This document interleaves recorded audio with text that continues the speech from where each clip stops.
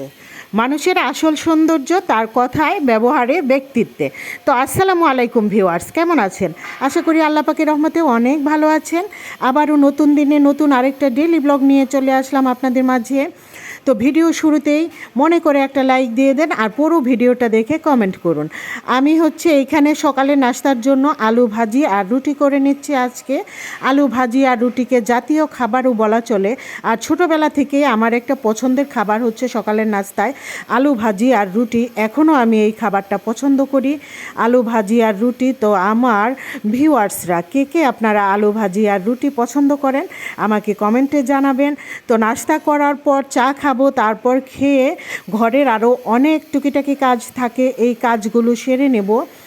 যেমন শুধু ঘর মোছাটা বাকি থাকবে, আর সমস্ত ঝাড়াঝোড়া মানে বিছানা উঠানো, যা গুছানোর কাজ থাকে সবই করে নেব, কাটা বাছা। তারপর কিচেনে চলে আসব আবার দুপুরের রান্নাবান্না নিয়ে। দুপুরের রান্নাবান্নায় আজকে আমি করব মাসকলাই ডাল। আসলে যেহেতু মাসকলাই ডাল শীতের সিজনেই বেশি ভালো লাগে খেতে, কিন্তু আমার ডাল এখনও রয়ে গেছে, তাই আমি আজকে একটু ডাল রান্না করে নেব। আর এইখানে আমি কাঁচকলা আর আলু দিয়ে চিংড়ি মাছ রান্না করে নিব। তো চিংড়ি মাছটা প্রথমে মশলার মধ্যে কষিয়ে নিয়েছি ভালো করে। এখন সবজিগুলো দিয়ে দিব। সবজি ছোট ছোট করে কেটে নিয়েছি আমি, কাঁচকলা আর আলু। এই কাঁচকলা আর আলুটাকে সুন্দর করে আমি কষায় নেব।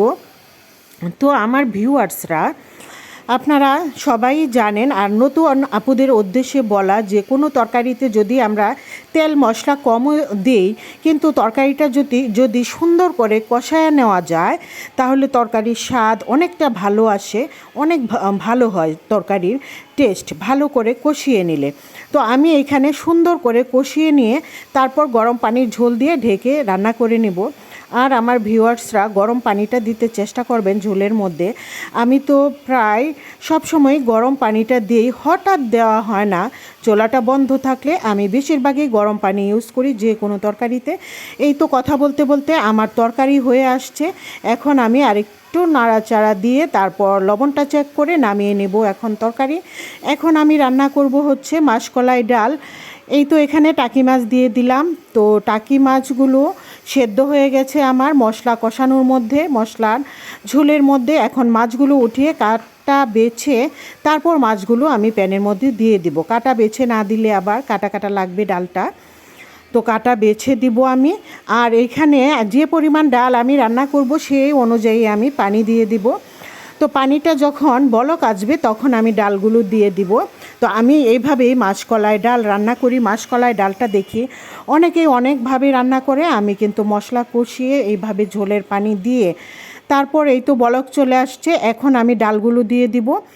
ডাল আমার গুঁড়া করা, তো ডালগুলো দিয়ে দিলাম। এখন ঘুটনি দিয়ে আমি ঘুটে দিব, কারণ না হয় দলা বেঁধে থাকবে, গোটা গোটা হয়ে থাকবে। সাথে সাথে ঘোটা দিয়ে দিলে একদম মিশে যাবে ডালটা, আর দলা পাকিয়ে থাকবে না। এই তো ঘুটে দিলাম, কাঁচামরিচ দিয়ে দিলাম। আর আমার আজকে ধনিয়া পাতা নেই। ধনিয়া পাতা তো মাছ ডালে খুবই ভালো লাগে, ধনিয়া পাতা দিতে পারলাম না। যাই হোক, আমি এখানে একটু মাছ ভাজি করে নিচ্ছি, আর টাকি মাছ ভর্তা করে নিব। এই ছিল আমার আজকের ভিডিও।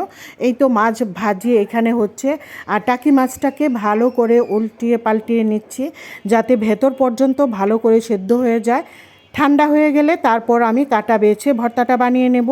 আর টাকি মাছ ভর্তার জন্য আমি ভেজে নিয়েছি শুকনা মরিচ, কাঁচা মরিচ, 2 ধরনের মরিচই নিয়েছি, আর পেঁয়াজ এখন বাটনায় বেটে ভর্তাটা বানিয়ে নিচ্ছি। সরিষার তেল দিয়ে নামিয়ে নেব। এই ছিল আমার আজকের ভিডিও। আল্লাহ হাফেজ।